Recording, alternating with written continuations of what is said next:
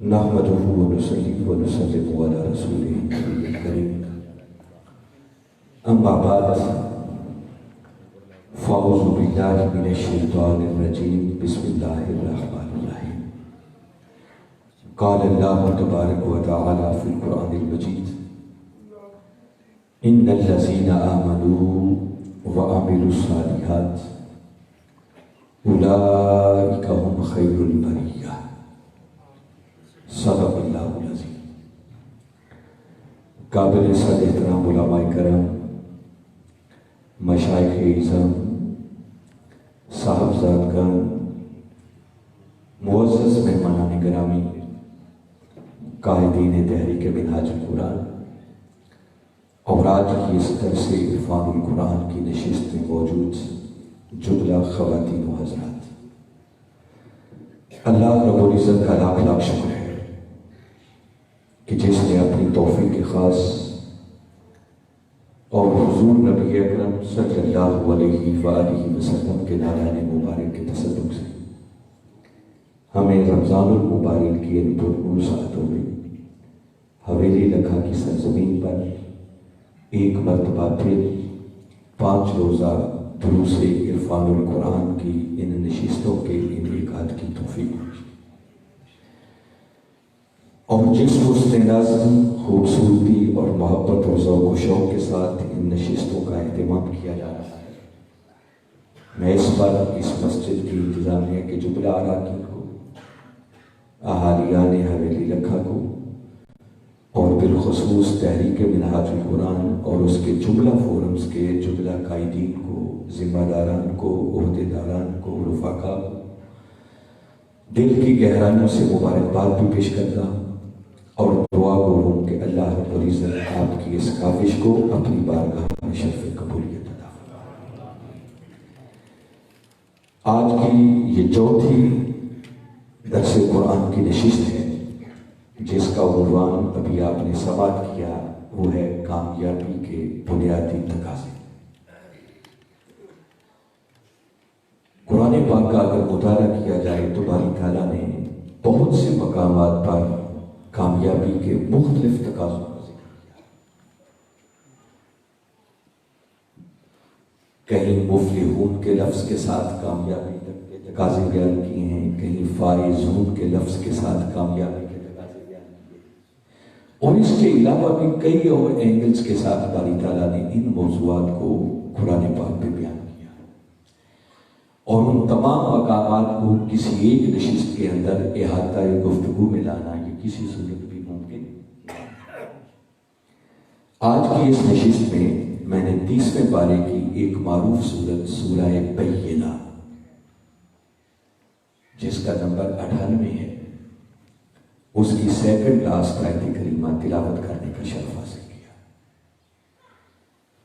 جس میں اللہ رب العزت نے بات یوں شروع کی، فرمایا ان الذین آمنوا وعملوا الصالحات، بے شک وہ لوگ جو ایمان لائے اور جنہوں نے اعمال صالحہ کو اپنی زندگی کا وتیرہ اور شعار بنا لیا، ان کے لیے حسرت کے انداز میں فرمایا اولئک هم خیر البریہ، فرمایا یہی وہ لوگ ہیں جو میری تمام تر مخلوق میں سب سے بہتر ہے۔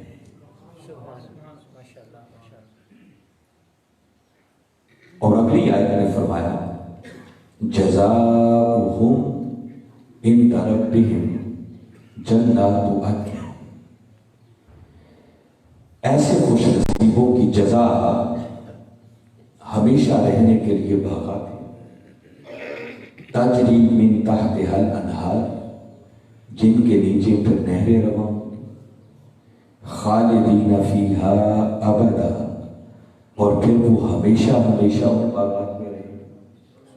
اور اگلی بات بڑی قابل غور ہے، آگے فرمایا رضی اللہ عنہم ورضوا عنہ،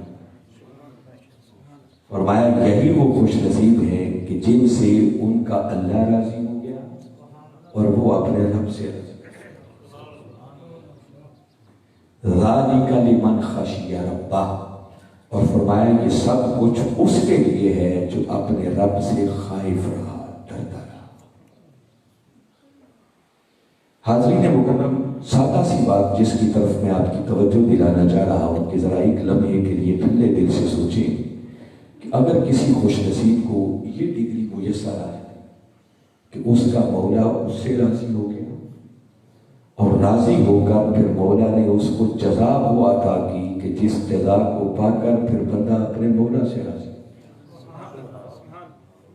کیا خیال ہے اس سے آگے بھی کوئی ڈگری پاس کرنے والی بچتی ہے؟ اس سے بڑی کامیابی اور کیا ہو سکتی ہے؟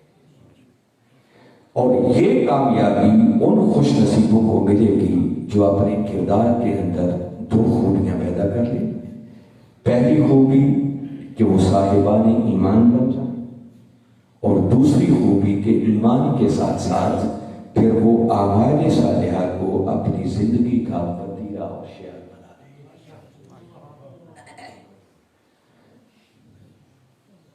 اگر صرف اسی بات کو دیکھا جائے کہ باری تعالیٰ نے ایمان اور اعمال صالحہ ان دونوں خوبیوں کے حامل افراد کے لیے کیا کیا انعامات قرآن میں بیان کیے ہیں، تو کم و بیش بھی میرا ایک محتاط سا اندازہ ہے کہ 50 سے زیادہ آیات ہیں جن میں باری تعالیٰ نے ایسے خوش نصیبوں کی جزا اور انعامات کا بیان کیا۔ اس سے زیادہ ہوں گی کم نہیں۔ میں صرف دامن وقت کو سامنے رکھتے ہوئے زیادہ آیات کی تفصیل میں نہیں جاؤں گا۔ میں نے ایک آیت آپ کو پڑھ دی۔ باری تعالیٰ نے پہلی بات تو یہ کی کہ بے شک وہ جو ایمان لے آئے اور جنہوں نے اعمال صالحہ کو اپنی زندگی کا وتیرہ اور شعار بنا لیا، فرمایا اولئک هم خیر البریہ، میری تمام تر مخلوق کے اندر سب سے اچھے اگر کوئی لوگ ہیں تو صرف یہی ہے۔ یہ الگ کامیابی کی سند ہے۔ پھر ان کی جزا کیا ہے؟ ہمیشہ رہنے کے لیے باغات جن کے نیچے نہریں رواں، ہمیشہ ہمیشہ ان باغات میں رہیں گے۔ اور فرمایا یہی وہ خوش نصیب ہیں کہ جن سے ان کا رب راضی ہو گیا اور وہ اپنے رب سے راضی ہو گئے۔ میں صرف ایک آیت آپ کے اور گوش گزار کرتا ہوں، سورہ حامیم السجدہ، 41واں سورہ ہے، اس کی آیت نمبر 8 ہے۔ باری تعالیٰ نے پھر اسی انداز میں بات کی، فرمایا ان الذین آمنوا وعملوا الصالحات، بے شک وہ لوگ جو ایمان لے آئے اور جنہوں نے نیک اعمال کو اپنی زندگی کا وتیرہ اور شعار بنا لیا، اپنے اعمال کو سنبھالا، ان کے لیے فرمایا لہم اجر غیر ممنون، فرمایا پھر ایسے لوگوں کے لیے اجر وہ ہے جو اجر کبھی ختم ہونے والا ہے۔ حویلی رکھا والوں ذرا ایک لمحے کے لیے رک کے غور کرو کہ اگر کسی شخص کو اجر ایسا مل جائے جو اجر کبھی ختم نہیں ہوگا، ہمیشہ ہمیشہ کے لیے وہ اجر ہوگا، تو کیا خیال ہے جس بندے کو ایسا اجر مل جائے گا کیا وہ بندہ خود ختم ہو جائے گا؟ جی، اگر وہ بندہ ہی ختم ہو گیا تو اس کو ایسا اجر دے کے کرنا کیا ہے کہ اجر تو موجود ہو اور بندہ موجود ہی نہ ہو۔ تو یہ آیت کریمہ بتا رہی ہے کہ اگر کسی خوش نصیب کو اجر ایسا ملے گا جو اجر کبھی ختم نہیں ہوگا تو اس کا معنی یہ ہے کہ ایسے خوش نصیب کو موت بھی کبھی مار نہیں سکے گی، بلکہ وہ مر کے بھی ہمیشہ کے لیے امر ہو جائے گا۔ اور یہ اجر کنہیں ملے گا؟ جو اپنے کردار میں دو خوبیاں پیدا کریں گے، ایک ایمان اور دوسرا اعمال صالحہ۔ تو پتہ چلا کہ اگر حقیقی کامیابی کسی کو چاہیے تو اس کے بنیادی تقاضے دو ہیں، ایک ایمان اور دوسرا اعمال صالحہ۔ آگے آج سمجھنے کی کوشش کرتے ہیں کہ ایمان کسے کہتے ہیں۔ ایمان کو بھی قرآن پاک کے اندر باری تعالیٰ نے سینکڑوں مقامات پر ڈیفائن کیا، مومنین کی صفات بیان کی۔ آپ قرآن پاک کی ایک سورت ہے جس سورت کا نام ہی سورہ المؤمنون ہے، 23واں سورہ ہے۔ باری تعالیٰ نے بات بھی یوں شروع کی، فرمایا قد افلح المؤمنون،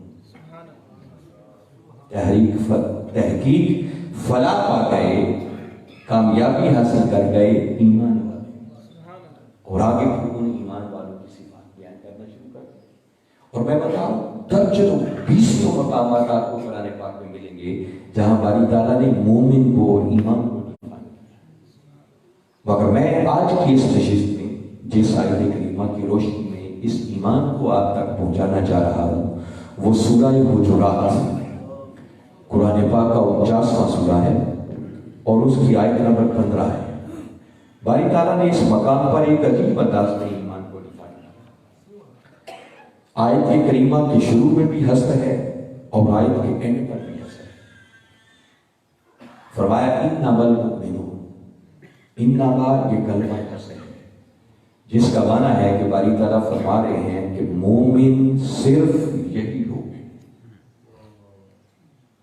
اس کے علاوہ کوئی مومن کہلانے کے حقدار نہیں۔ کون؟ الذین آمنوا باللہ ورسولہ، فرمایا جو اللہ پر بھی ایمان لائے اور اس کے رسول پر بھی ایمان لائے،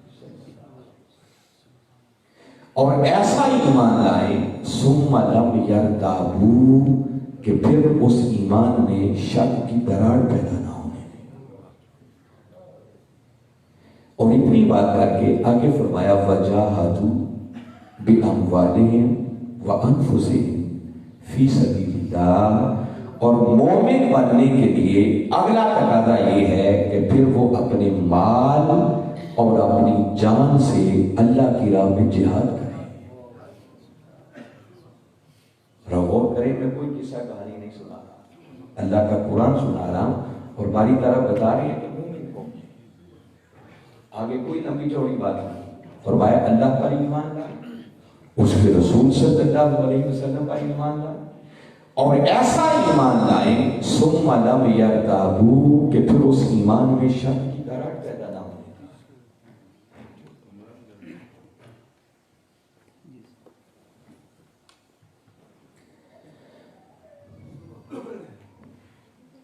نعرہ تکبیر، اللہ اکبر، نعرہ رسالت، یا رسول اللہ، نعرہ حیدری، یا حیدری۔ اور اللہ اور اس کے رسول صلی اللہ علیہ وسلم پر ایسا پکا اور سچا ایمان لانے کے بعد آگے ایک ہی تقاضا ہے وجاہدوا باموالہم وانفسہم فی سبیل اللہ، کہ پھر وہ اپنے مال اور اپنی جان سے اللہ کی راہ میں جہاد کریں۔ اور اتنی بات کر کے اب اینڈ کرنا چاہا باری تعالیٰ نے اس آیت کا، تو پھر حسن کے انداز میں فرمایا اولئک هم الصادقون، فرمایا جو ان تقاضوں کو پورا کرتے ہیں حقیقت میں یہی وہ لوگ ہیں جو اپنے دعوی ایمان میں سچے۔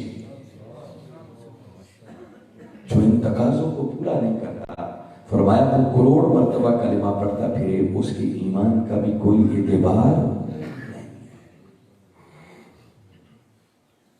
یعنی شروع میں بھی حسد اور اینڈ پہ بھی حسد۔ تو ایمان کے لیے کتنے تقاضے ہو گئے؟ 3۔ ایک اللہ پر ایمان، پھر اس کے رسول صلی اللہ علیہ وسلم پر ایمان، اور پھر اپنے مال اور اپنی جان سے اللہ کی راہ میں جہاد۔ ان میں سے ایک ایک عنوان پورے پورے خطاب کا اور کئی کئی نشستوں کا تقاضا کرتا ہے، مگر ایک مخصوص وقت میں رہتے ہوئے ہم نے اپنے بات کو مکمل کرنا ہے۔ پہلا تقاضا ایمان یہ ہے کہ اللہ پر ایمان لایا جائے۔ کوئی پوچھے کہ اللہ پر ایمان کیا ہوتا ہے، اب اس کے اصطلاحی کچھ تقاضے اور ہیں جو آپ ڈیٹیل سے پڑھتے رہتے ہیں، اور اگر میں شارٹلی صرف ایک جملے میں کہنا چاہوں تو یاد رکھیں صحیح معنوں میں مومن کہلانے کا حقدار ہی وہ ہے کہ جو اپنے مولا سے ٹوٹ ٹوٹ کر محبت کرے۔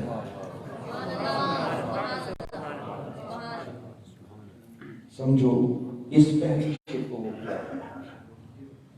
جیسا کہ باری تعالیٰ نے ایک مقام پر فرمایا الذین آمنوا اشد حبا للہ، فرمایا مومن وہ ہیں جو اپنے مولا سے شدید ترین محبت کرتے ہیں۔ خالی محبت کی بات نہیں ہے، اور بعض مترجمین نے یہی ترجمہ لکھا ہوتا ہے کہ مومن وہ ہیں جو اپنے مولا سے ٹوٹ ٹوٹ کر ترجمہ لکھا ہے۔ دیکھیے خالی محبت کی بات نہیں ہے، اشد اور یاد رکھیں جب محبت شدید ہو جائے تو پھر اسے محبت نہیں کہتے بلکہ اسی کو عشق کہا جاتا ہے۔ فرمایا ایمان والے وہ ہیں جو اپنے مولا سے عشق کرتے، کائنات کی ہر شے سے بڑھ کر اپنے مولا سے محبت کا تعلق ہے۔ اور ان عاشقوں کی کیفیات کیا ہوتی ہیں؟ اب میں پھر قرآن پاک کا ایک مقام بتا رہا ہوں جہاں باری تعالیٰ نے مومنوں کی بات کی، اور اس مقام پر باری تعالیٰ نے پھر ان نوا کلمہ حسر کہہ کے بات کی۔ سورہ انفال قرآن پاک کی 8ویں سورت ہے اور اس کی آیت نمبر 2، فرمایا انما المؤمنون، مومن صرف وہ ہے، کون؟ الذین اذا ذکر اللہ وجلت قلوبہم۔ اب یہ ایمان باللہ کے تقاضے بیان ہو گئے۔ فرمایا مومن صرف وہ ہیں کہ جب ان کے ہاں اللہ کا ذکر ہوتا ہے ان کے دل اس کے خوف سے کانپتے ہیں۔ پہلے اس آیت میں کیا بتایا تھا کہ جو اپنے مولا سے ٹوٹ ٹوٹ کر محبت کرتا ہے، اور جب کسی کو عشق کی یہ چنگاری نصیب ہو جائے تو ان کا حال باری تعالیٰ نے پھر بیان کیا۔ فرمایا الذین یذکرون اللہ قیاما وقعودا وعلی جنوبہم۔ فرمایا پھر ان عاشقان الہی کا حال یہ ہوتا ہے کہ پھر یہ اٹھتے بیٹھتے چلتے پھرتے حتیٰ کہ پہلوؤں کے بل لیتے یہ ہر وقت اپنے مولا کا ذکر کرتے رہتے، ایک لمحے کے لیے بھی اپنے مولا کی یاد سے غافل۔ ایسے ہی لوگوں کے لیے سورہ فرقان میں فرمایا والذین یبیتون لربہم سجدا وقیاما۔ فرمایا کہ وہ خوش نصیب ہیں کہ جب اپنے مولا کے حضور حاضر ہوتے ہیں تو ان کی ساری ساری رات کبھی سجدے میں بیت جاتی ہے، کبھی قیام میں بیت جاتی ہے۔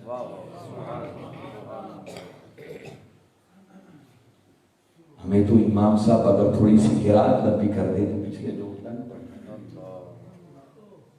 ہیں۔ میں پوری رات ہی سجدے میں بیت جاتی ہے، کبھی قیام میں ساری رات بیت جاتی ہے۔ یہ قرآن بیان کر رہا ہے۔ اور یہ کیفیت دیکھنی ہو تو کبھی پوچھئے سیدہ کائنات فاطمہ الزہرا سلام اللہ علیہا کا حال۔ کہتے ہیں سردیوں کی طویل راتیں ہوتی، اپنے مولا کے حضور جب حاضر ہوتی تو ایک ہی سجدہ اتنا لمبا ہوتا کہ مؤذن صبح فجر کی اذان کہہ دیتا، اور جب اذان کی آواز کانوں میں پڑتی تو ایک ساتھ آہ بھر کر سجدے سے سر اٹھاتی اور عرض کرتی کہ مولا تو نے کتنی چھوٹی راتیں بنائی ہیں کہ تیری فاطمہ جی بھر کے ایک سجدہ بھی آتا ہے۔ یہ ہے عشق الہی۔ تو فرمایا مومن وہ ہیں پھر جو اٹھتے بیٹھتے چلتے پھرتے پہلوؤں کے بل لیتے ہر وقت اپنے مولا کا ذکر کرتے ہیں۔ اور آپ کو ایک دلچسپ بات بتاؤں، دیکھیے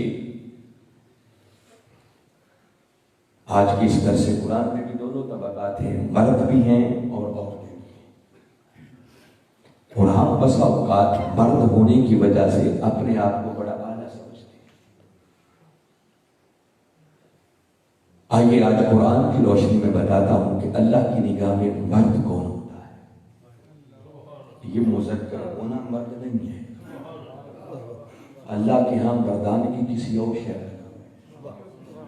باری تعالیٰ نے قرآن میں فرمایا رجال لا تلہیہم تجارت ولا بیع عن ذکر اللہ۔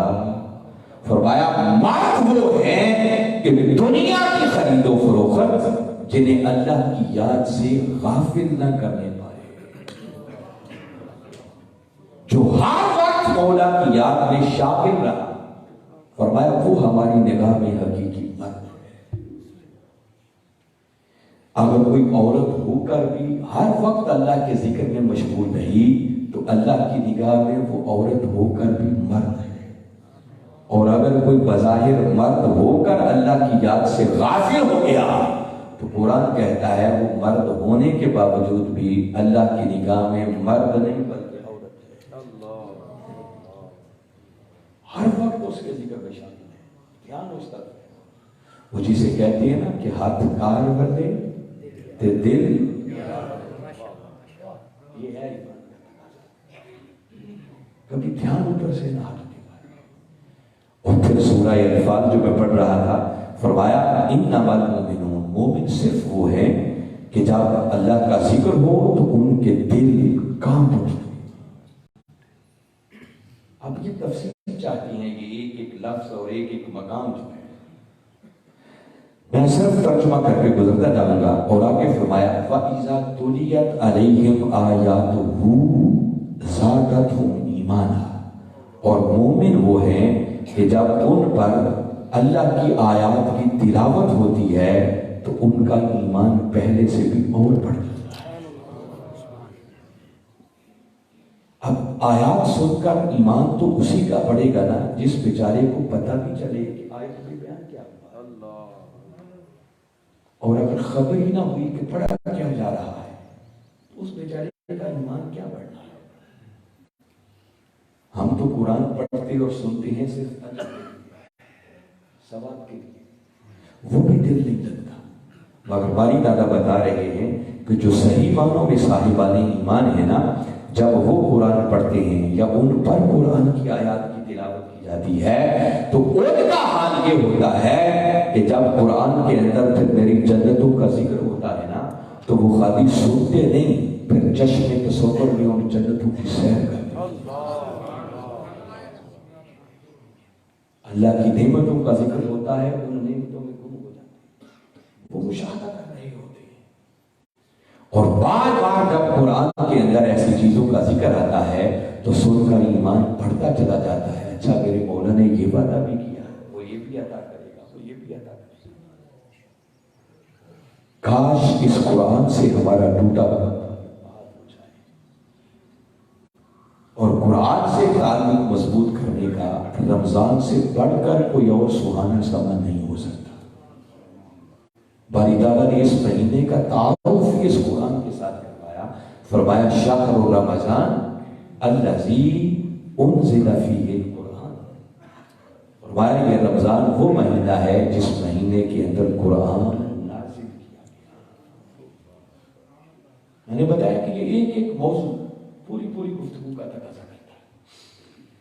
اور آگے فرمایا وَعَلَىٰ رَبِّهِمْ يَتَوَكَّلُونَ، اور ایمان والے صرف وہ ہیں جو پھر ہر حال میں اپنے رب پر ہی توکل کرتے ہیں، کچھ ہو تب بھی کچھ نہ ہو تب بھی ان کا فائنل بھروسہ اور توکل اگر ہوتا ہے تو وہ صرف اللہ کی ذات ہے۔ یہ تین باطنی تقاضے بیان کیے مومن کو، ان کے دل اللہ کے ذکر سے کانپ اٹھتے، یہ باطنی کیفیت ہے۔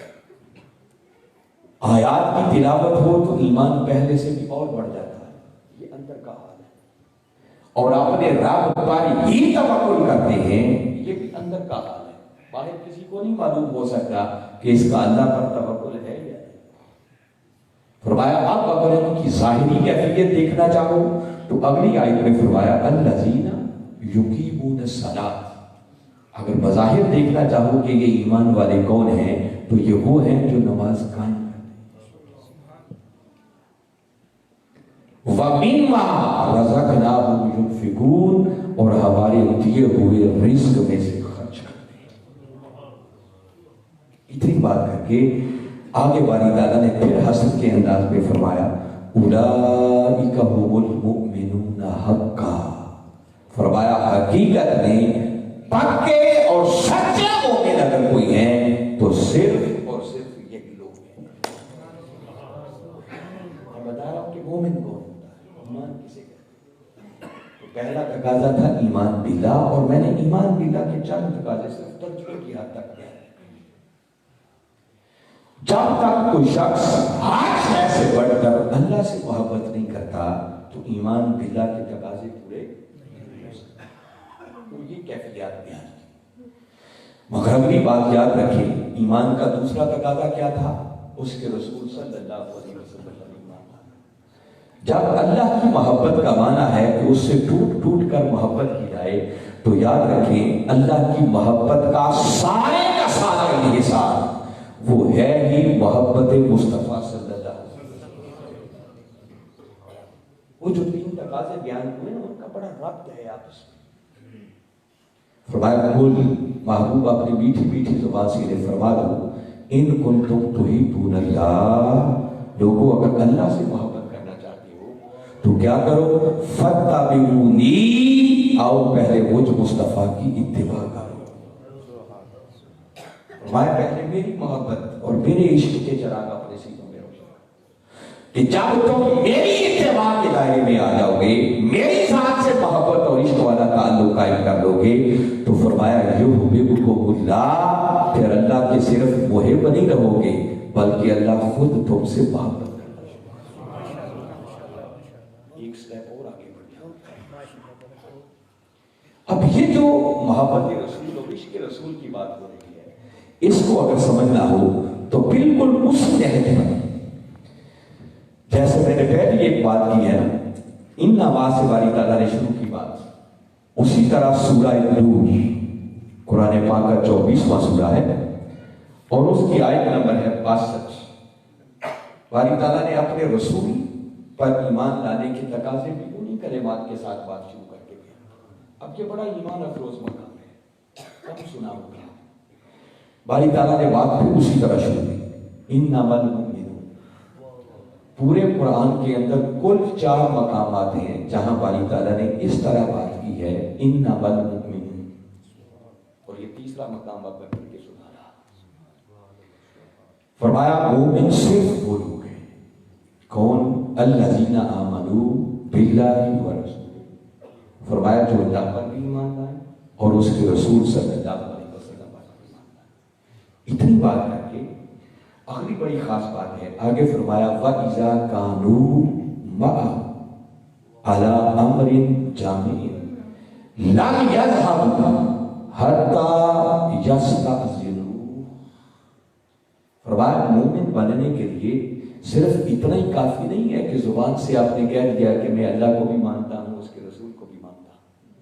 فرمایا اگلا تقاضا یہ ہے کہ پھر یہ دعویٰ کرنے والے جب کبھی میرے محبوب مکرم صلی اللہ علیہ وسلم کی بارگاہ اقدس میں کسی اہم بات پر مشاورت کے لیے جمع ہوئے بیٹھے ہوں، وَإِذَا كَانُوا مَعَهُ عَلَىٰ أَمْرٍ جَامِعٍ، کسی بات پر مشورے کے لیے جمع ہوئے بیٹھے ہوں، میرے محبوب کی مائیت میں بیٹھے ہوں، تو فرمایا مومن وہ ہیں لَمْ يَذْهَبُوا، جو اس وقت تک اٹھ کر نہ جائیں، حتی یستأذنوا، جب تک کہ وہ پہلے میرے محبوب سے اجازت نہ لیں۔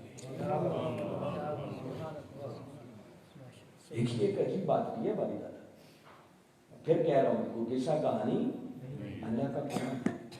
یہ آیت اتری آج سے 14 صدیاں پہلے مدینہ میں جب کئی منافق پیدا ہوئے، وہ اوپر سے کلمہ پڑھتے تھے مگر اندر سے ماننے کے لیے تیار نہیں تھے۔ وہ جب کبھی کسی اہم بات پر مشاورت ہو رہی ہوتی، میرے آقا کو میٹنگ کال کرتے، کوئی جہاد پر لشکر روانہ ہونا ہوتا ہے، کوئی اور بات کرنا ہوتا، تو میٹنگ ہو رہی ہوتی تو وہ بھی چونکہ کلمہ پڑھتے تھے تو میٹنگ میں آ کے وہ بھی بیٹھ جاتے، مگر کوشش ان کی ہر وقت یہ ہوتی کہ کس طرح مسلمانوں کو نقصان پہنچایا جائے، ان کے معاملات کو خراب کیا جائے۔ تو وہ کیا کرتے؟ میٹنگ میں آ کے بیٹھ جاتے، جیسے ہی بات بڑی سیریس شروع ہوتی تو جتھا کا جتھا ہی اٹھ کے جانا شروع کر دیتے تاکہ پچھلا ماحول خراب ہو جائے۔ اور آج کے دور میں بھی کئی بار ایسا ہوتا ہے، تنظیمات ہیں ایک دوسرے کو لائک نہیں کرتی، اگر وہ ٹھان کے آ جائیں کہ ان کے جلسے کو ناکام کرنا ہے تو کیا کرتے ہیں؟ پہلے آ جاتے ہیں، اور جب پیک طرف بات پڑتی ہے تو ایک ایک کر کے اٹھ کے جانا شروع کر دیتے تاکہ پچھلوں کو تاثر غلط کیا جائے۔ ایسا ہی آج سے 14 صدیاں پہلے کے منافق کرتے تھے۔ تو باری تعالیٰ نے آیت بھیج دی کہ خالی زبان سے اللہ اور اس کے رسول کو مان لینا یہی ایمان نہیں ہے، بلکہ اگلا تقاضا یہ ہے کہ پھر جب کبھی میرے محبوب مکرم صلی اللہ علیہ وسلم کی بارگاہ اقدس میں آئے بیٹھے ہوں تو مومن وہ ہیں جو اس وقت تک اٹھ کر نہ جائیں جب تک کہ پہلے میرے محبوب سے اجازت نہ لیں۔ اب سنتے جائیں، ایک ہی آیت ہے، آیت نہیں بدل رہی۔ اتنی بات کر کے باری تعالیٰ نے آگے فرمایا ان الذین، کلمہ تحقیق ہے، فرمایا بے شک وہ لوگ یستأذنونک، اے میرے محبوب مکرم صلی اللہ علیہ وسلم، بے شک وہ لوگ جو پھر آپ سے اجازت طلب کرتے ہیں۔ آئے بیٹھے تھے، کوئی ضروری کام پڑ گیا، اب انہوں نے کھڑے ہو کے آقا سے اجازت مانگی کہ آقا چلے گئے، تو فرمایا محبوب وہ جو آپ سے اجازت طلب کرتے ہیں جانے کے لیے، ان کے لیے حسن کے انداز میں پھر دہرایا، فرمایا اولئک الذین، یہی وہ لوگ ہیں یؤمنون باللہ ورسولہ، جو اللہ پر بھی ایمان لاتے ہیں اور اس کے رسول پر بھی ایمان لاتے ہیں۔ حالانکہ بظاہر دیکھا جائے تو دونوں باتوں میں کوئی فرق، پہلے باری تعالیٰ نے ایک اور انداز میں بات کی کہ مومن وہ ہیں جو اس وقت تک اٹھ کر نہ جائیں جب تک کہ پہلے میرے محبوب سے اجازت نہ لیں، تو بات کافی تھی، اتنا جب کہہ دیا باری تعالیٰ نے پھر دوہرایا نہیں، محبوب بے شک وہ لوگ پھر تو جانے کے لیے آپ سے اجازت طلب کرتے ہیں، میں خدا اعلان کر رہا ہوں کہ حقیقت میں یہی وہ لوگ ہیں جو اللہ پر بھی ایمان لاتے ہیں اور اس کے رسول پر بھی ایمان لاتے ہیں۔ دو باتیں ہو گئی، اب آیت ابھی بھی ختم نہیں ہوئی، کبھی اس طرح بھی قرآن کو سمجھنے کی ضرورت ہے، یوں اس کی ڈیپتھ اور گہرائی ہوتی ہے۔ دیکھیے قرآن کا ایک ایک لفظ تو کیا ایک ایک حرف بھی اس کی بھی اہمیت ہے۔ قرآن اپنی بات کو لمبا نہیں کرتا، قرآن کی کوشش ہوتی ہے کم سے کم لفظوں میں بات سمجھتی جائے، مگر دیکھیں ایک ہی بات ہے، باری تعالیٰ کتنے اینگل سے اس کو بیان کر رہے ہیں۔ آگے باری تعالیٰ نے اسی آیت میں پھر کہا، فرمایا فَإِذَا اسْتَأْذَنُوكَ لِبَعْضِ شَأْنِهِمْ، اور اے میرے محبوب مکرم صلی اللہ علیہ وسلم، پھر جب وہ کسی اہم میٹر کے لیے آپ سے اجازت طلب کریں، شأنہم ضروری کام ہے، آئے بیٹھے تھے، یوں سمجھیں کسی کے گھر ڈیتھ ہو گئی، فوتیدگی ہو گئی، ضروری کام ہے، اب جانا ہے، تو فرمایا محبوب اب جانے کے لیے جو آپ سے اجازت طلب کرے، تو فرمایا ان کا اجازت لے لینا کافی نہیں ہے کہ اجازت مانگی ہے تو اب بھیجنا ضروری ہو گیا، نہیں، فرمایا فَأْذَن لِمَنْ شِئْتَ مِنْهُمْ، محبوب اب مختار ہم نے آپ کو بنا دیا، آپ کی مرضی، جسے چاہیں جانے دیں، جسے چاہیں فرمایا محبوب اختیار ہم نے آپ کو دے دیا، مختار آپ کو بنا دیا، آپ کی مرضی ہے، جسے چاہیں اجازت دیں، جسے چاہیں اجازت۔ غور کریں بھائی تعالیٰ کیسے سمجھا رہے ہیں۔ اتنی بات کر کے آگے بڑی لطف کی بات ہے، آگے باری تعالیٰ نے فرمایا وَاسْتَغْفِرْ لَهُمُ اللَّهُ، فرمایا پھر محبوب ان کے لیے استغفار کریں، میری بارگاہ سے بخشش طلب کریں، ان کی معافی کی سفارش کریں۔ باری تعالیٰ معافی کی سفارش کیوں؟ غلطی تو انہوں نے کوئی نہیں، تو نے ایک بات کی کہ میری بارگاہ میں آ جائیں تو اس وقت تک اٹھ کر نہ جائیں جب تک کہ پہلے مجھ سے اجازت نہ لے لیں۔ اس ضابطے کے مطابق کسی کے گھر ایمرجنسی ہوئی، اس نے کھڑے ہو کر مجھ سے اجازت مانگی، اب اختیار میں نے مجھے دے دیا کہ جسے چاہوں جانے دوں، جسے چاہیں نہ جانے دوں، اب میں نے خود ان کو جانے کی اجازت دے دی، تو کوئی غلطی ہوئی؟ تقاضے سارے پورے ہو گئے، تو بولا جب سارے تقاضے پورے ہو گئے تو اب معافی کی سفارش کیوں؟ اب ان کے لیے استغفار کیوں کیا جائے؟ اب ان کی بخشش کی سفارش کیوں کروں؟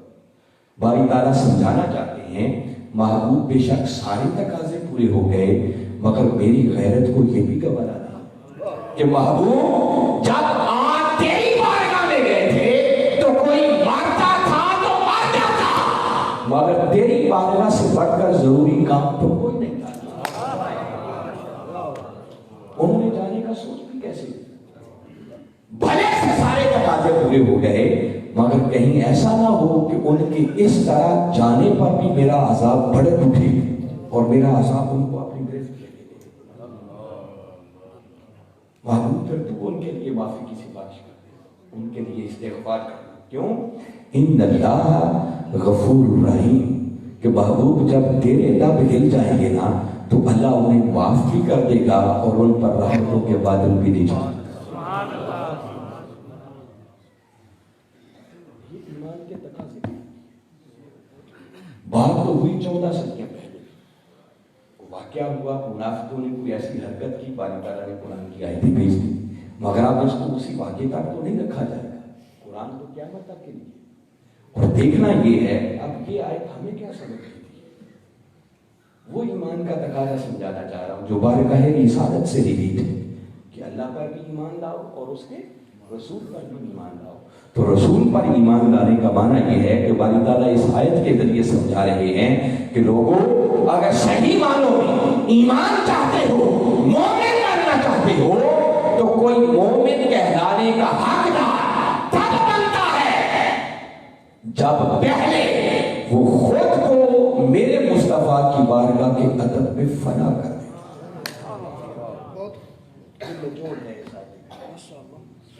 فرمایا جب تک کوئی یوں میرے محبوب کی بارگاہ میں خود کو مٹا نہیں دیتا، فنا نہیں کر دیتا، وہ کروڑ کلمہ پڑھتا پھرے، اس کے ایمان کا کوئی اعتبار نہیں۔ اور جو کچھ میں نے اس آیت کی روشنی میں کہا، صرف ایک آیت کریمہ اور عرض کرتا، یہی بات باری تعالیٰ نے سورہ نساء میں قسم کھا کر دیا، اور قسم بھی بڑی ایمان افروز کھائی۔ فرمایا فلا وربک، محبوب قسم ہے تیرے رب کی۔ میں وہی ایمان کے تقاضے بیان کر رہا ہوں، کوئی نہیں بات، محبوب تیرے رب کی قسم۔ یہ قسم آپ ایمان کرتی ہے کہ اس پر خلاف کیا جائے۔ فرمایا محبوب تیرے بنانے والے کی قسم، تیرا پیکر حسن تراشنے والے کی قسم، تیری زلف واللید سنوارنے والے کی قسم، اس رب کی قسم پیارے جس رب نے تجھے اتنا حسین بنایا۔ محبوب تیرے رب کی قسم، قسم کھا کے آگے کیا کہا؟ فرمایا لا یؤمنون، محبوب کروڑ بار کلمہ پڑھتے پھریں وہ مومن ہو ہی نہیں سکتے۔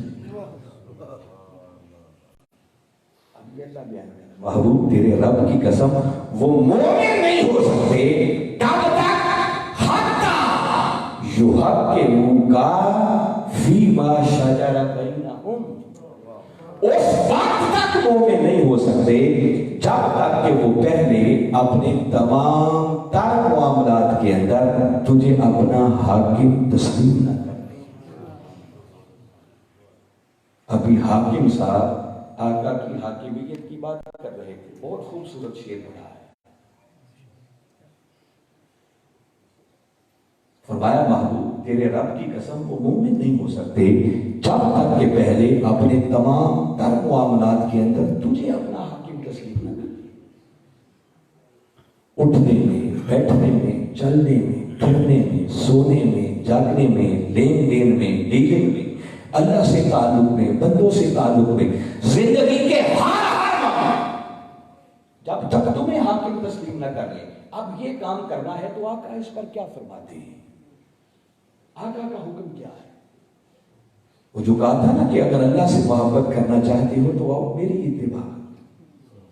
پیارے جب تک ہر معاملے میں تیرے قدموں کے نشانوں کو اپنا کرنا اور کعبہ نہ بنا دیں۔ وہ حاکم سے مراد صرف جھگڑا ہو جائے تو فیصلہ کرنا ہی نہیں ہے، آپ اس کو ایک بات تک محدود نہیں رکھیں گے۔ آیت اترتی کسی ایک واقعے کی تناظر میں ہے، مگر اس کا معنی مفہوم پھر جنرلائز ہو جاتا ہے، عام ہو جاتا ہے۔ فرمایا محبوب وہ مومن نہیں ہو سکتے تیرے رب کی قسم جب تک کہ پہلے تمام تر معاملات کے اندر تجھے اپنا حاکم نہ مان لے۔ ثم لا یجدوا فی انفسہم حرجا مما قضیت، اور محبوب پھر جو آپ فیصلہ فرما دیں اس فیصلے پر اپنے دلوں کے اندر کوئی ذرہ برابر بھی تنگی محسوس نہ کرے۔ بس جو تو نے فرما دیا آنکھیں بند کر کے اسی پہ سر تسلیم خم کرتے حق ہے، ایسا ہی ہونا چاہیے۔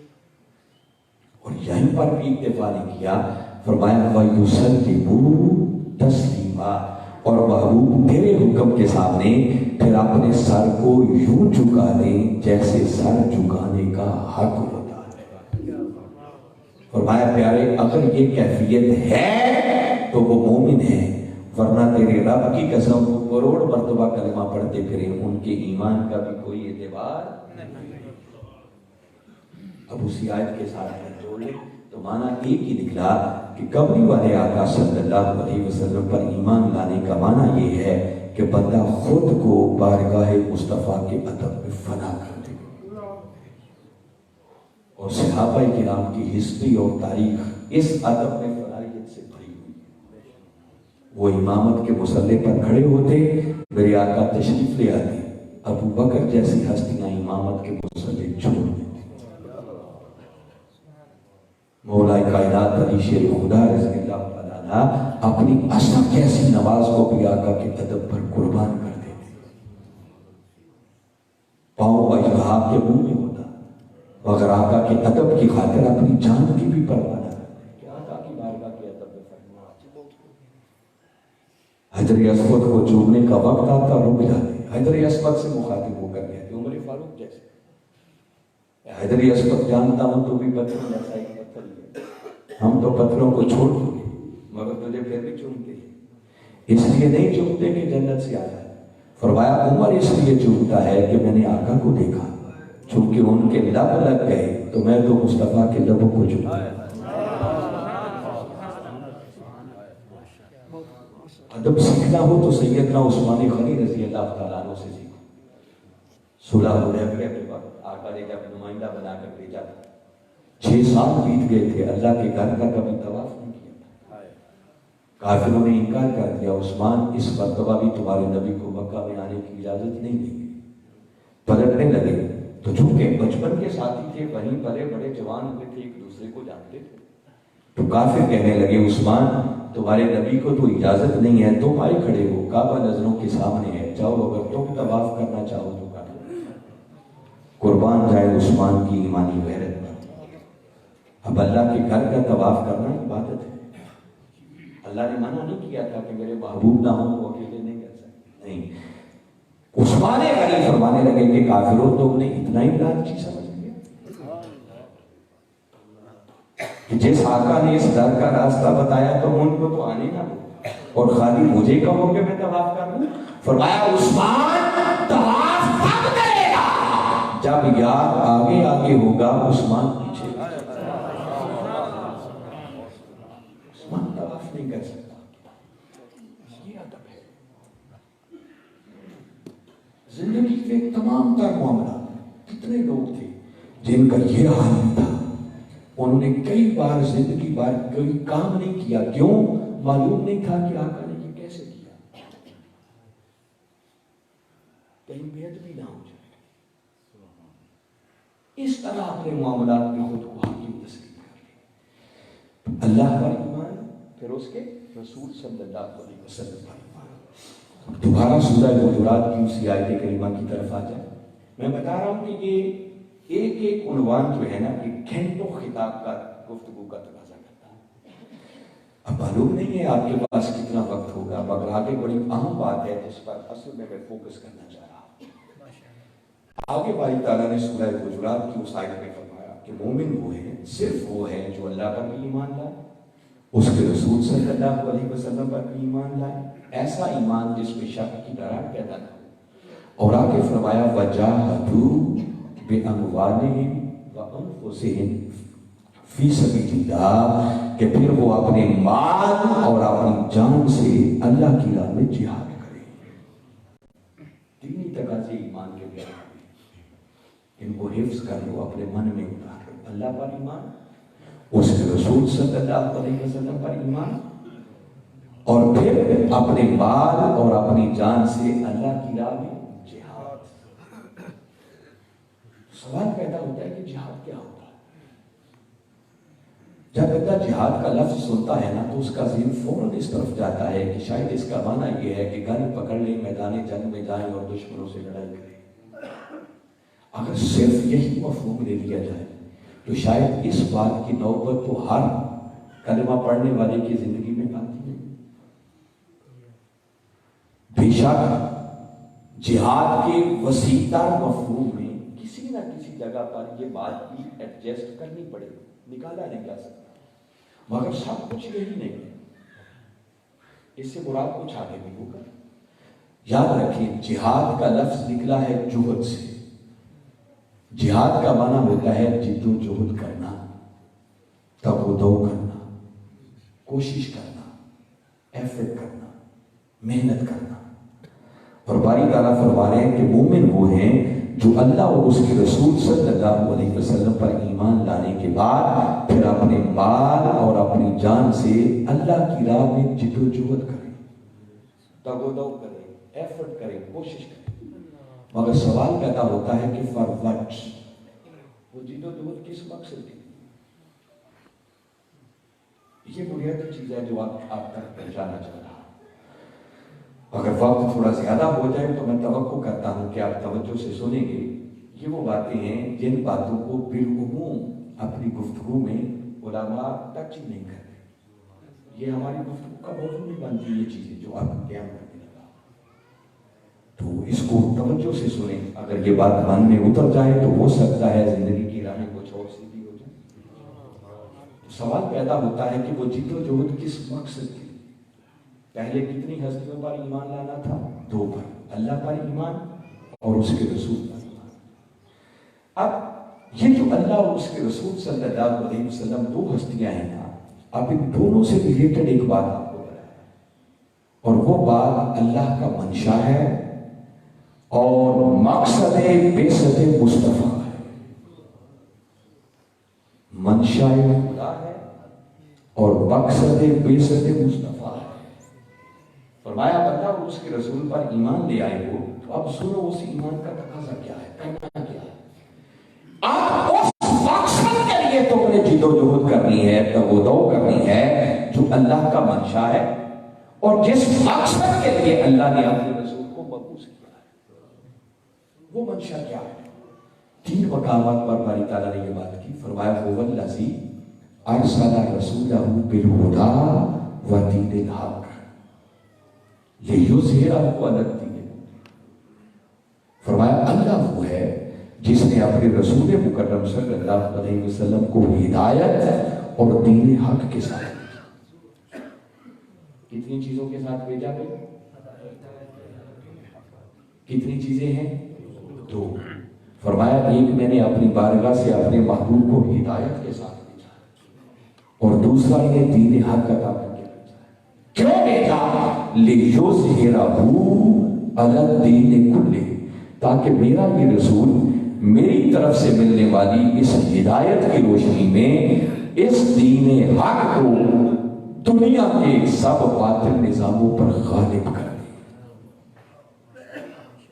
تو یہ جو دین کو غالب کرنا ہے باقی نظاموں پر، یہ منشاء خدا ہے اور مقصد بعثت مصطفیٰ ہے۔ یہ باتیں ذہن میں بیٹھ رہی ہیں جو میں کہہ رہا ہوں؟ دیکھو نا، جب اللہ کہہ رہا کہ اللہ وہ ہے جس نے اپنے محبوب مکرم صلی اللہ علیہ وسلم کو اس لیے بھیجا تاکہ میرا یہ محبوب اس دین حق کو دنیا کے نظاموں پر غالب کرے، تو اس کا مطلب کہ اللہ دین کو غالب کرنا چاہتا ہے۔ اللہ کیوں دین کو غالب کرنا چاہتا ہے؟ حویلی رکھا والو یاد رکھو، اس میں اللہ کا اپنا ذاتی کوئی مفاد نہیں ہے۔ وہ ہماری طرح کے فائدے اور نقصان سے بالاتر ہے۔ کسی کام کے ہونے سے اس کا فائدہ کوئی نہیں ہوتا اور نہ ہونے سے اس کا نقصان کوئی نہیں ہوتا۔ در حقیقت اسے فائدہ بھی ہمارا عزیز ہے، ہمارے بندوں کے فائدے کے لیے اس دین کو غالب دیکھنا چاہتا ہے۔ آپ پوچھیں کہ ہمارا فائدہ کیا ہے؟ اس فائدے کو جاننے کے لیے پہلے سمجھیں دین حق سے مراد کیا ہے۔ دین حق سے مراد ہے دین اسلام۔ ان الدین عند اللہ اسلام، کہ بے شک اللہ کے نزدیک دین صرف اسلام ہی ہے۔ اسلام کیا ہے؟ زندگی میں کبھی نہ کبھی یہ جملہ آپ نے ضرور سنا ہوگا کہ اسلام ایک مکمل ضابطۂ حیات ہے. یہ جملہ یاد آ رہا ہے؟ کبھی غور کیا اس کا معنی کیا ہے؟ اللہ رب العزت نے ہم انسانوں کو زندگی گزارنے کے لیے جو نظام عطا کیا ہے، جو دستور عطا کیا ہے، جو ڈسپلن عطا کیا ہے، اس کا نام ہے اسلام، اور اسی کو دین حق کہا جا رہا ہے. یہ نظام کس نے دیا ہے؟ اللہ ہمارا خالق ہے، وہ ہمارا مالک ہے، بنانے والا. تو اس بنانے والے سے بہتر کوئی نہیں جانتا کہ اس انسان کی دنیا اور آخرت کی کامیابی کا راز کس سسٹم میں ہے. میں ایک مثال دیتا ہوں. دیکھیے یہ موبائل ٹیلی فون ہے نا، اگر آپ نے نیا خریدنا ہو اور بازار جائیں تو جس کمپنی نے اسے بنایا ہوتا ہے اس کی طرف سے آپ کو ایک بکلیٹ بھی ملتا ہے، ایک کتاب کیسا ملتا ہے ساتھ. ایون کہ آپ کوئی چیز بھی خرید لیں، ٹی وی خریدیں، فریج خریدیں، موٹر سائیکل خریدیں، کار خریدیں، ٹریکٹر خریدیں، ساتھ ایک کتاب چاہ لیتا ہے جو اس بنانے والی کمپنی کی طرف سے ہوتا ہے. اس میں انہوں نے ایک پورا سسٹم دیا ہوتا ہے، کیونکہ وہ چیز انہوں نے بنائی ہوتی ہے. تو اس میں لکھا ہوتا ہے کہ اگر یہ ہماری بنائی ہوئی ڈیوائس کو، اس چیز کو تم چاہتے ہو کہ اچھی پرفارم کرے، اس کی کارکردگی بڑی اچھی ہو، تو پھر اس سسٹم کے مطابق اسے استعمال کرنا. اگر اس کے مطابق استعمال کرو گے تو اس کی کارکردگی بڑی اچھی ہو جائے گی، کیونکہ وہ بنانے والے ہیں، وہ بھی تو جانتے ہیں. تو ہمارا بنانے والا کون ہے؟ اللہ سے بہتر کوئی نہیں جانتا کہ میرے بنائے ہوئے انسان کی کامیابی کا راز کس سسٹم میں ہے. مگر انسان کو اللہ نے عقل دی. وہ دنیا میں آیا تو اس نے اپنی عقل کے گھوڑے دوڑا اور اپنی سمجھ کے مطابق زندگی کو کامیاب بنانے کے کئی اور نظام بنا دیے. کسی نے سوچا ہوگا لوٹ مار کرو، مار داڑ کرو، عیاشی کرو، یہی کامیاب زندگی. کسی نے کہا نہیں، حلال اور حرام کی تمیز ختم نہیں ہونی چاہیے، اچھا بزنس کر لو، کوئی اچھی جاب کر لو، کوٹھی اور بنگلہ بنا لو، گاڑی شاڑی مل جائے گی کامیابی. کسی نے سوچا کہ کوئی صدارت اور وزارت مل جائے تو پھر تو کیا ہی کہیں گے. ہم دیکھ رہے ہیں نا کیسے دنیا مرتی ہے ان چیزوں کے پیچھے. پھر قومی اور بین الاقوامی سطح پر بھی حکومتیں ایک نظام جاری کریں. کسی دور کے اندر آپ نے نیو ورلڈ آرڈر کا نام بڑا سنا ہوگا. جب یہ نئی صدی شروع ہوئی تھی نا تو سپر طاقت امریکہ تھا. تو امریکہ نے پوری دنیا کے لیے ایک نظام جاری کیا. اس آرڈر کے مطابق آپ اپنا نظام چلے. لوگوں نے کئی نظام بنا.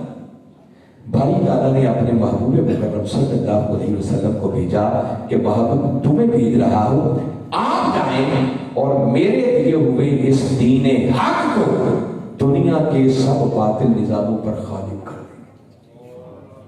مولا کیوں؟ فرمایا اس لیے کہ جب میرا دیا ہوا نظام بقیہ نظاموں پر غالب آئے گا نا تو میرے بندوں کو میرے دیے ہوئے نظام کے مطابق زندگی گزارنے کا موقع ملے گا. اور جب وہ اس نظام کے مطابق زندگی گزاریں گے تو یقیناً ان کی دنیا بھی سنور جائے گی اور ان کی. تو اس دین کے غالب کرنے میں اللہ کو مفاد بھی ہمارا عزیز ہے. کوئی بات بلے پڑھ رہے ہیں. پھر ہمارے آقا صلی اللہ علیہ وسلم تشریف لائے. آپ نے آ کر ایک دعوت کا سلسلہ شروع کیا. کہا لوگوں اللہ ایک ہے اور میں اس کا رسول بن کر آیا ہوں. رسول کہتے ہیں نمائندے.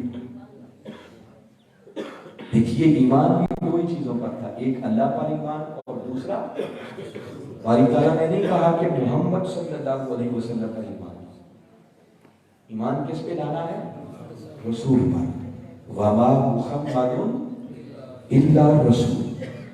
فرمایا محمد صلی اللہ علیہ وسلم کچھ نہیں ہے سوائے اس کے کہ آپ جس جیل سے بھی دیکھیں وہ سراپر رسول. ان کو میں نے اپنا نمائندہ بنایا. فرمایا ان کا بولنا میرا بولنا ہے، ان کا چلنا میرا چلنا ہے، ان کی بیعت میری بیعت ہے، ان کی محبت میری محبت ہے، ان کی اطاعت میری اطاعت ہے، ان کی رضا میری رضا ہے. یہ سب قرآن کی آیتیں ہیں. اور میں میرا نمائندہ، ان کا آدم میرا آدم ہوگا. اور ان کی بارگاہ کی بے ادبی خود خدا کی بے ادبی.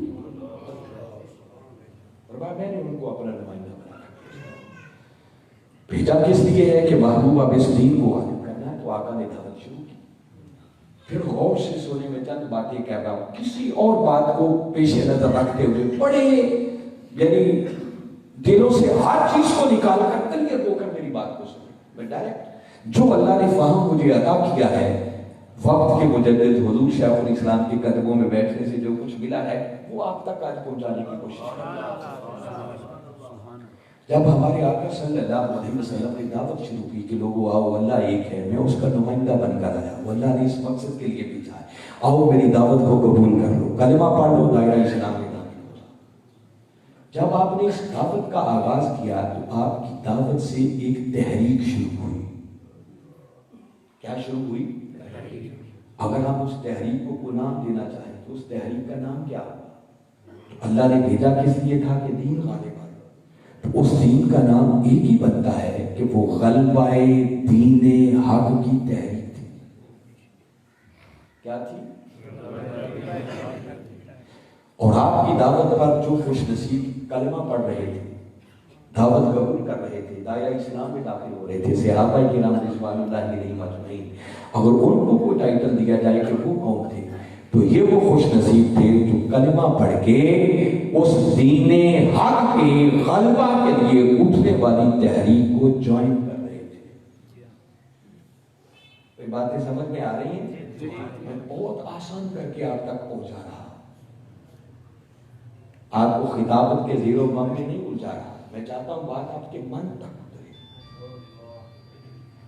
وہ اس غلبہ دین حق کے لیے اٹھنے والی تحریک میں پر بن رہے تھے اور کلمہ پڑھ کے وہ کہنا کیا چاہ رہے تھے, کلمہ پڑھ کے وہ اللہ اور اس کے رسول صلی اللہ علیہ وسلم سے اپنی وفاداری کا اعلان کر رہے تھے کہ مولا جس دین کو غالب کرنے کے لیے تو نے اپنے رسول کو بھیجا ہے نا, ہم اعلان کرتے ہیں کہ اس دین کے غلبہ کے لیے اگر تن من دھن بھی قربان کرنا پڑا تو وہ قربانی دینے سے بھی دریغ نہیں کریں گے. میں ایمان سمجھا رہا ہوں آپ کو, یہ ان کے ایمان کا منع تھا. اور آپ قیامت تک جب کوئی شخص بھی کلمہ پڑھتا ہے نا تو وہ در حقیقت کلمہ پڑھ کے اسی وفاداری کا اعلان کرتا ہے کہ مولا جب کبھی بھی اس دین پر کوئی کڑا وقت آیا تو اس دین کے تحفظ کے لیے کسی قسم کی قربانی دینے سے بھی دریغ نہیں کیا جائے گا. یہ ہے ہمارے ایمان کا معنی جس کو آج ہم بھول چکے ہیں. اگر کوئی کہے کہ علامہ صاحب یہ صرف آپ کہہ رہے ہیں یا اس کی کوئی سند بھی ہے, تو سند ہے. ایمان کا یہ مفہوم کہ اس ایمان کے تحفظ, اس دین کے تحفظ کے لیے کوئی قربانی دینے سے دریغ نہیں کیا جائے گا. اگر یہ مفہوم سمجھنا ہو تو سورہ توبہ ہے, اس کی آیت نمبر 111. باری تعالیٰ نے فرمایا ان اللہ اشتری من المؤمنین انفسهم واموالهم بان لهم الجنہ. فرمایا بے شک اللہ مومنوں سے سودا کرنے کا. اللہ کن سے سودا کرتا ہے؟ من المؤمنین, مومنوں سے خرید لیتا. کیا فرمایا؟ اب تمہاری جانیں بھی میری اور تمہارا مال بھی میرا. ادھر کسی نے کلمہ پڑھا, ادھر اس کا اللہ سے سودا ہو گیا کہ مولا جان بھی تیری, مال بھی تیرا.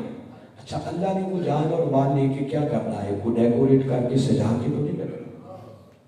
وہ کہتا ہے بندے یہ جو میرا منشا ہے کہ یہ میرا دیا ہوا دین باطل نظاموں پر غالب آئے, جس مقصد کے لیے میں نے اپنے محبوب کو بھیجا ہے, اب کلمہ پڑھ کے تیرا سودا ہو گیا میرے ساتھ کہ اپنی جان بھی اور اپنا مال بھی اس دین کی سربلندی کے لیے تو خرچ کرے گا, اس کے لیے جد و جہد کرے گا, اس کے لیے تبدو کرے گا, اس کے لیے ایفرٹ کرے گا. تو بولا جب میں یہ کروں گا تو مجھے کیا ملے گا؟ فرمایا بِأَنَّ لَهُ الْجَنَّةَ, میں خدا وعدہ کرتا ہوں اتنا کام تو کر, میں خدا تجھے جنت عطا کروں. یہ سودا ہوتا ہے مومن کا, اور آج یہ سودا ہم بھول گئے ہیں. شاید حکیم الامت علامہ اقبال نے اسی لیے کہا تھا کہ یہ شہادت گہے الفت میں قدم رکھنا ہے. یہ شہادت کے الفت میں قدم رکھنا ہے. لوگ آسان سمجھتے ہیں مسلمانی اتنی آسان نہیں ہے کہ نمازیں پڑھ لی، روزے رکھ لیے، حج عمرہ کر لیا تو سمجھا مسلمانی کے تقاضے پورے ہو گئے. ہم سے تو وہ بھی نہیں ہوتا، اس کے تقاضے کچھ آگے بھی ہیں. اور غالباً اقبال ہی گنگنایا کرتے تھے کہ کس کا بھی یہ شعر ہے، اس نے خوب بات کہی ہے کہ مولا میری زندگی کا مقصد تیرے دین کی سرفرازی. غور کریں گے کتنی اہم بات کی ہے. میری زندگی کا مقصد تیرے دین کی سرفرازی، میں اسی لیے مسلمان، میں اسی لیے نمازی. اسی پہ زور ہے. اگر وہ دین ہی غالب نہ آیا جسے اللہ غالب دیکھنا چاہتا ہے تاکہ میرے بندوں کا بھلا ہو جائے، تو اللہ نے ہمارے کلمہ پڑھنے کو کیا کرنا ہے؟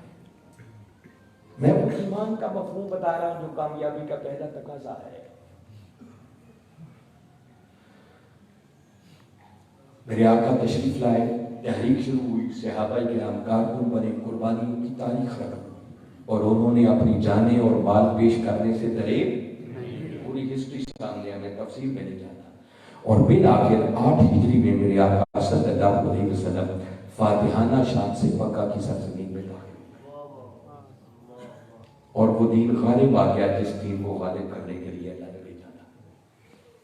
مگر 14 صدیوں کی تاریخ بتاتی ہے کہ جس دین کو آقا نے غالب کیا پھر کئی مرتبہ اس پر سوال آیا. اور آج جس دور سے ہم گزر رہے ہیں اس میں رتی برابر شک نہیں ہے کہ آج وہ دین اور یہ امت پھر زوال کا شکار ہے. کیا ہے یہ زوال کا شکار؟ اس سے بڑا سوال کیا ہوگا؟ یہ درس قرآن کی نشست ہے، نزول قرآن کا مہینہ ہے.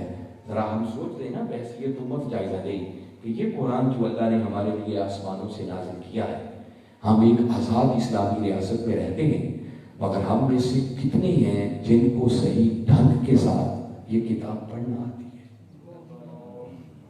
اس سے بڑا سوال بھی کوئی ہوگا.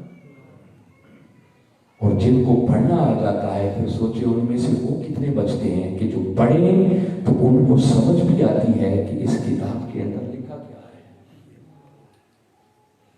اس سے بڑا ظلم اپنی جان پر کیا ہوگا؟ یہ ظلم ہے جو اللہ نے قرآن میں کہا ہے. اب میں ان آیات کی طرف نہیں جانا. اور ظلم اپنے ساتھ ہے کہ اللہ نے ایک کتاب کا ہمیں وارث بنایا اور ہمیں وہ پڑھنا بھی نہیں آتی اور پتہ بھی نہیں کہ اس کے اندر لکھا کیا ہے. اس سے بڑا زوال کوئی نہیں ہے. اور میں اگلی بات، اللہ کا گھر ہے، قرآن میرے سامنے ہے، کسی نسبت سے بالا تر ہو کر میں یہ بات کر رہا اور حق کہہ رہا. اس وقت روئے زمین پر آقا کے دین کے غلبہ کے لیے اگر کوئی تحریک کام کر رہی ہے تو اس تحریک کا نام ہے تحریک منہاج القرآن، اور کوئی قیادت کام کر رہی ہے تو اس قیادت کا نام ہے ڈاکٹر محمد طاہر القادری. یہ میں نے بڑی اہم بات کی ہے. مجھے معلوم ہے کچھ لوگوں نے کہا بے شک وہ منہاج القرآن کے ہوں گے، اور باقی سوچ رہے ہوں گے کہ کیا علامہ صاحب کی دماغی کیفیت ٹھیک ہے؟ کیا کہا ہے؟ دین کا کام کرنے والی جماعتوں کی تو کوئی کمی نہیں. وہ پنجابی میں کہتے ہیں نا، 8 پھوٹوں کے 100 نکلو. تو کیا صرف منہاج القرآن ہی بچا جو یہ کام کر رہا ہے اور کوئی نہیں؟ جی میں نے سوچ سمجھ کے کہا اور کسی کو نگیٹ بھی نہیں کیا. کوئی شخص جہاں بھی جس پلیٹ فارم پر بھی جس جماعت سے متعلق ہو کر، حتیٰ کہ کوئی جماعت بھی نہ ہو، دنیا کے کسی کونے میں بیٹھ کر بھی آقا کے دین کا کام کرتا ہے نا، اللہ اس کو اجر سے محروم نہیں رکھے گا. اس خدمت کے لیے کسی پلیٹ فارم کا ہونا ہی ضروری. جو شخص جہاں بھی اللہ کے دین کی خلوص کے ساتھ کام کرتا ہے، مگر اس دین کا کام کرنے کی کئی کوششیں ہوتی. یہ پھر بڑی اہم بات آپ کو کہہ رہا ہوں.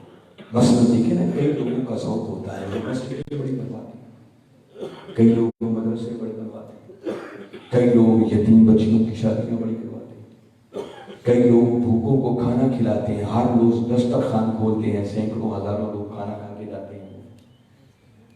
کئی لوگ گھر گھر دروازے ناک کر کے کہتے ہیں آؤ نماز کی طرف۔ کئی لوگ سحری کے وقت اٹھ کر وہ بجاتے ہیں کچھ تاکہ لوگ اٹھ جائیں سحری کے لیے، یہ بھی تو دین کا کام ہے۔ کئی مسجدوں میں بیٹھ کر الف با تا سا بچوں کو پڑھاتے ہیں، یہ بھی دین کی خدمت ہے۔ میں نے چند کام بتائے، اور صرف یہ چند ہی نہیں بلکہ اس طرح کے ہزارہ کئی کام ہیں۔ یاد رکھیں ان سارے کاموں پر اللہ اجر دیتا ہے، کسی کی بھی محنت کو رائے گا نہیں جانے دیتا۔ مگر میں ذمہ داری سے کہتا ہوں کہ جس طرح کے کام میں نے گنوائے ہیں نا، ان میں سے کوئی ایک کام بھی ایسا نہیں ہے جس کے ساتھ دین کے غلبے کا کوئی تعلق ہو۔ ان کاموں سے دین غالب نہیں آتا۔ دیکھو نا، آپ جتنی چاہے یتیم بچیوں کی شادیاں کروا دیں تو کیا اسے دین غالب آ جاتا؟ دین کو غالب کرنا ہے باطل نظاموں پر، دنیا کے نظاموں پر۔ چاہے جتنی مرضی بچیوں کی شادی کروا دیں، اسے دین غالب نہیں آ سکتا۔ جتنے چاہے بھوکوں کو کھانا کھلا دیں، کیا اسے دین غالب آ جائے گا؟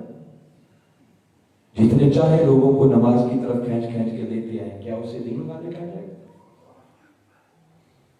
اچھا، اگر کسی کو شک ہوگی کہ میں کیا کہہ رہا ہوں تو میں اس پر آپ کو قرآن کی ایک آیت سناتا ہوں۔ سورہ توبہ، عجیب مضمون ہے، گھر جا کے پڑھیے گا۔ میں نے تو یہ چند چیزوں کا نام لیا، آپ سنیے باری تعالیٰ نے کتنی بڑی بات کی ہے۔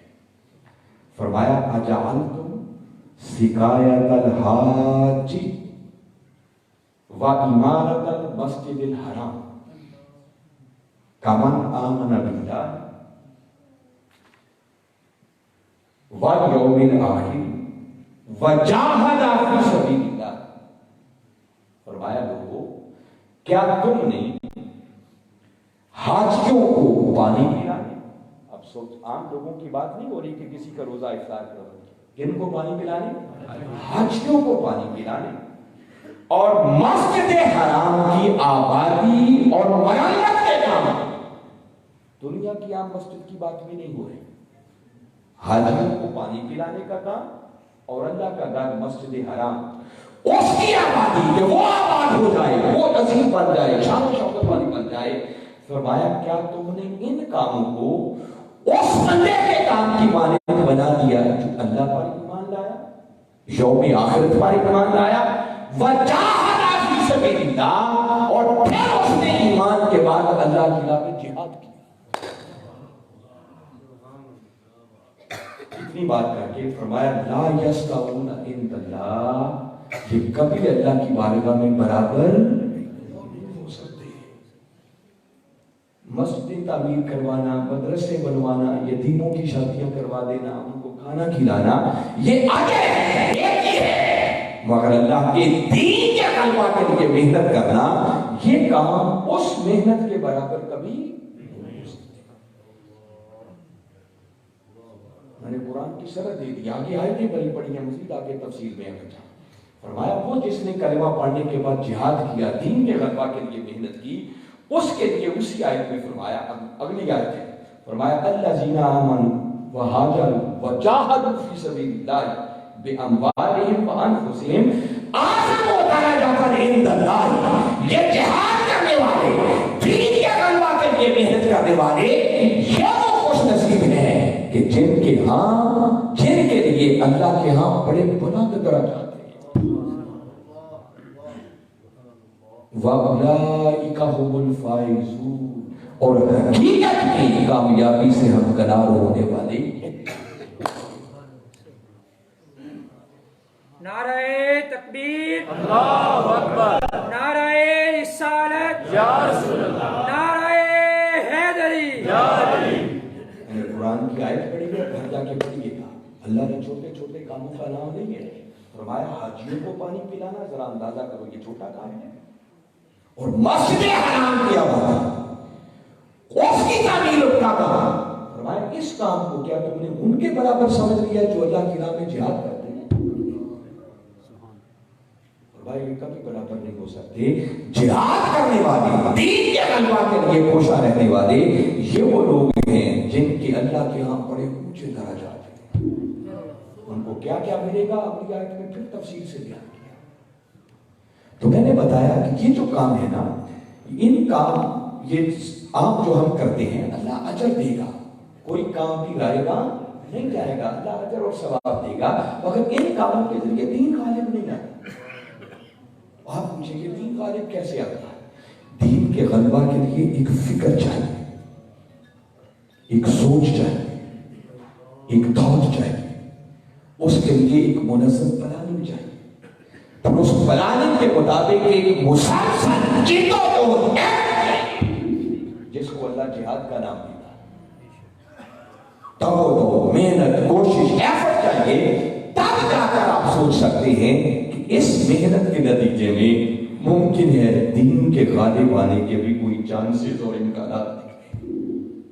اور دین کا کام کرنے والی تنظیموں کو سامنے رکھ کے سوچیں، اس میں 99% تنظیمات وہ ہیں جن کے ہاں یہ سوچ ایگزسٹ ہی نہیں کرتے، وہ جسٹ ایک نیکی کا کام سمجھ کے کام کر رہے ہو.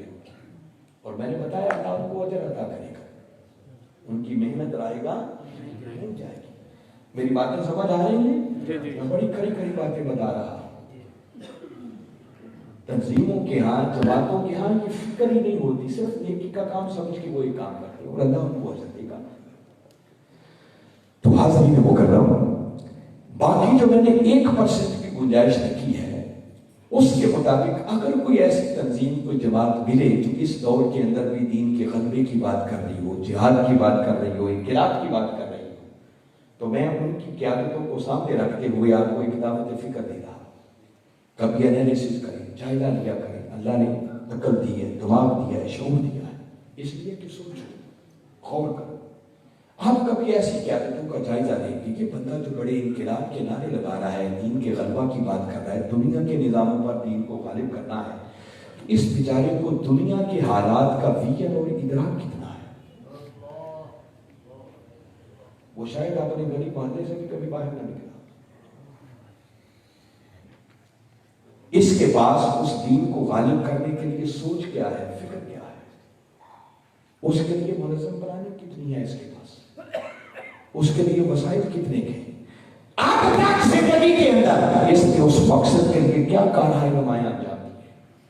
ان چند باتوں پر انالیسس کریں گے نا تو جسے کہتے ہیں دودھ کا دودھ اور پانی کا پانی، ہر چیز نکل کے سمجھ آ جائے، سامنے آ جائے.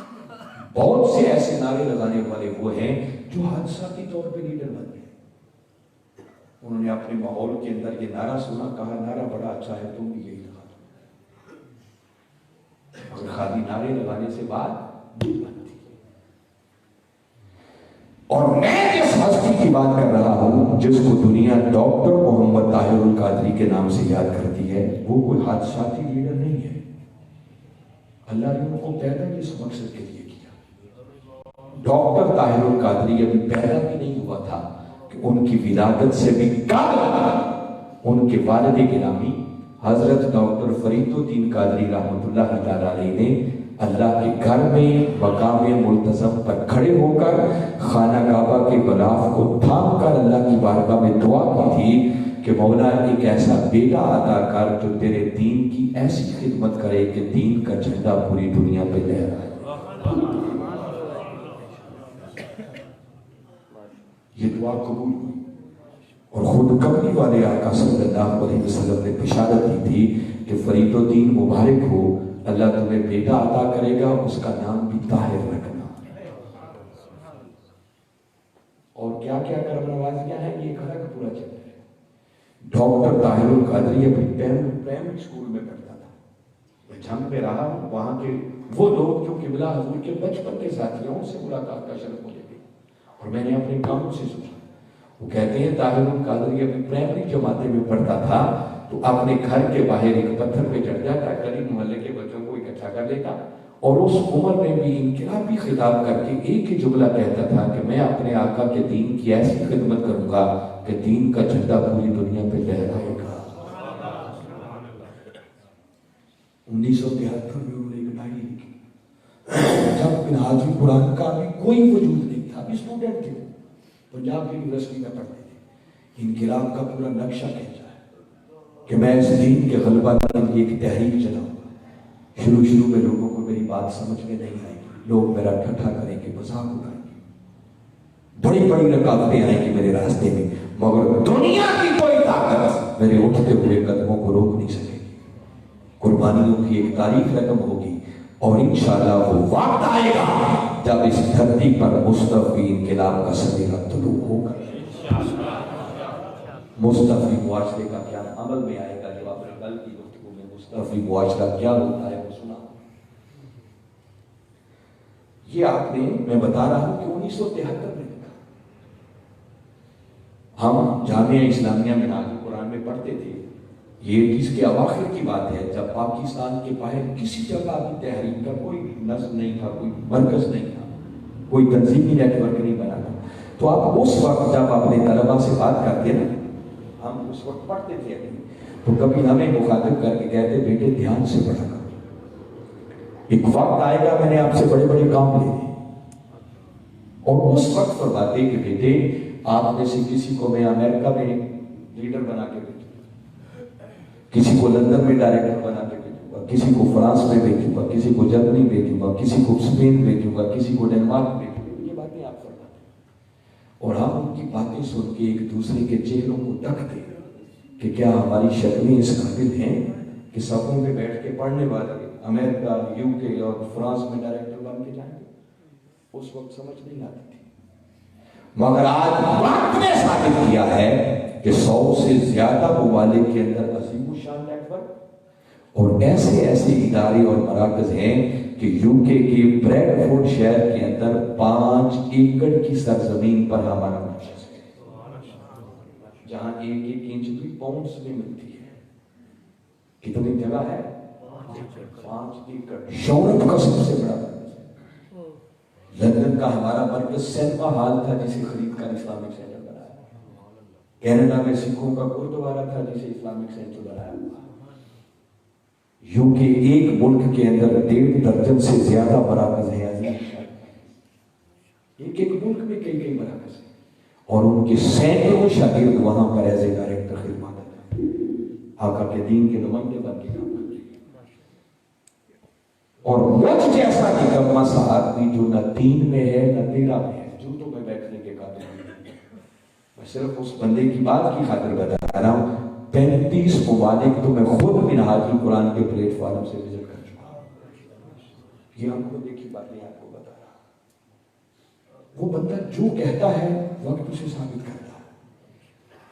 کئی بار وہ قوم سے ایسی بات کرتے ہیں وہ قوم کو سمجھ میں نہیں آتی، مگر تھوڑا ہی وقت گزرتا ہے، ہر شخص کی زبان پر ایک ہی جملہ ہوتا ہے کہ ڈاکٹر طاہر القادری جو کہتا تھا ٹھیک کہتا تھا۔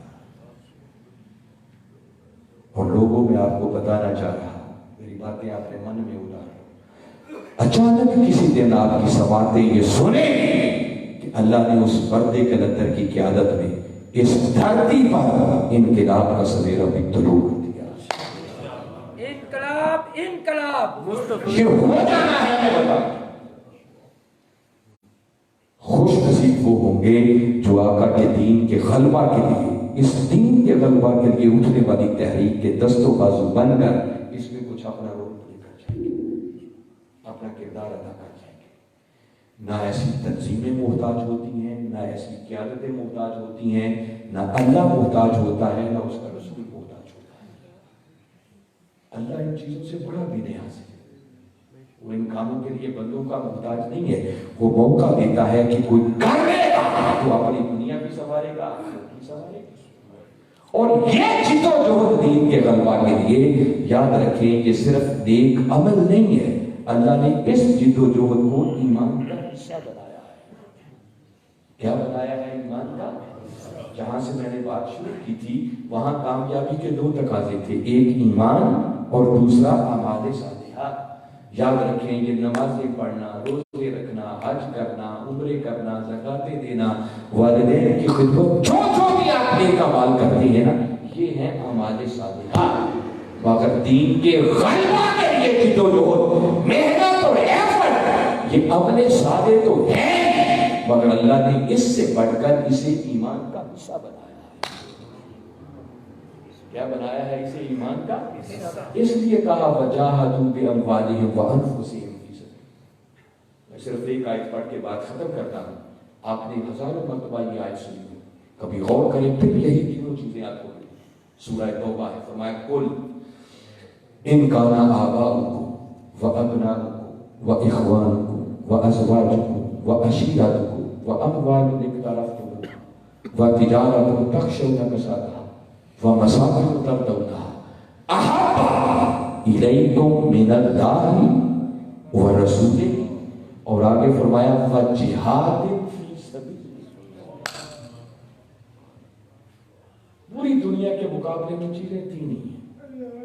فرمایا تمہاری والدین سے محبت، اولاد سے محبت، بیویوں سے محبت، رشتہ داروں سے محبت، خاندان سے محبت، مال و دولت سے محبت جسے محنت سے کماتے ہیں، کاروبار کی محبت جس کے نقصان کا ڈر لگا ہے، گھر بار کی محبت جسے دیکھ دیکھ کر تمہاری آنکھیں ٹھنڈی ہوتی ہیں۔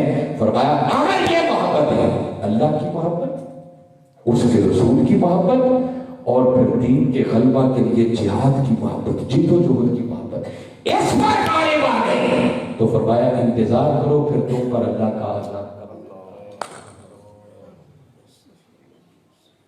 آج ہمارا ایمان صرف حلق سے اوپر اوپر رہ گیا۔ یہ پہلا تقاضا ایمان ہے جو میں بیان کرتا ہوں، اور جس دین کے غلبہ کے لیے محنت کرنی ہے اس دین پر عمل کرنے کو کہتے ہیں اعمال صالحہ۔ بات بولے بڑی، دین کو غالب کرنے کے لیے جد و جہد کرنا یہ ایمان ہے، اور اس لائے ہوئے دین پر عمل کرنا یہ اعمال صالحہ۔ اور اگر یہ دونوں مل جائیں تو باری تعالیٰ کہتے ہیں پھر اللہ اس بندے سے راضی، اور اللہ اجر وہ عطا کرے گا کہ اجر کو پا کر بندہ مولا سے راضی ہو جائے گا۔ یہ ہے دین کی روح اور نچوڑ جو میں نے آپ کو سمجھایا کہ قرآن کیا کہنا ہے۔ باقی میں نے بتایا اس پر گھنٹوں بھی میں بات کرتا رہا، تو اللہ نے اتنا اس مرد کلندر کے جوڑوں کے صدقے دیا ہے کہ میں جتنا بھی سجدہ شکر بجا رہا ہوں کم ہے۔ قرآن خود بولتا چلا جاتا ہے کہ یہ بھی ہے، یہ بھی ہے۔ اس طرح قرآن کے ساتھ جڑو، اس کو ترجمے کے ساتھ پڑھو۔ قرآن سے تعلق جوڑنے کا اس موسم سے بہتر موسم کوئی نہیں ہے۔ جہاں کئی قرآن ختم کر رہے ہیں نا، وہاں کاش کوشش کریں ایک مرتبہ ترجمے کے ساتھ بھی پڑھیں کہ مولا کہتا کیا ہے۔ خدا کی قسم کائنات میں اس کلام سے بڑھ کر کوئی کلام نہیں ہے۔ آپ دیکھیے نا سکولوں کی دیواروں پر اقوال ذرعی لکھے ہوتے ہیں، یہ فلاں بزرگ کا قول ہے، یہ فلاں بزرگ کا قول ہے، یہ فلاں بزرگ کا قول ہے۔ اور قرآن کس کا قول ہے؟ یہ خود خالق کائنات کے اقوال ہے۔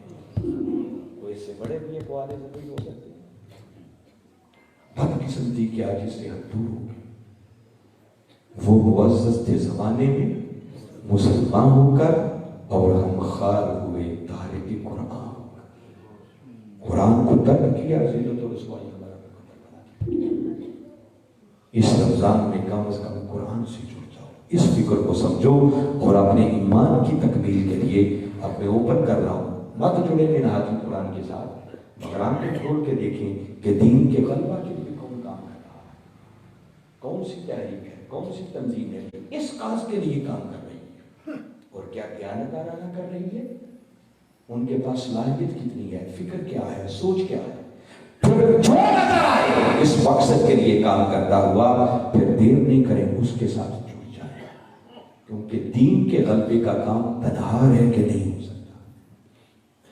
باقی کام تنہا بھی ہو سکتے ہیں، مگر دین کے غلبہ کے لیے کوئی تحریک چاہیے، ایک منظم جد و جہد اور ایفرٹ چاہیے، تب باطل نظاموں پر اللہ کا دین غالب آئے گا۔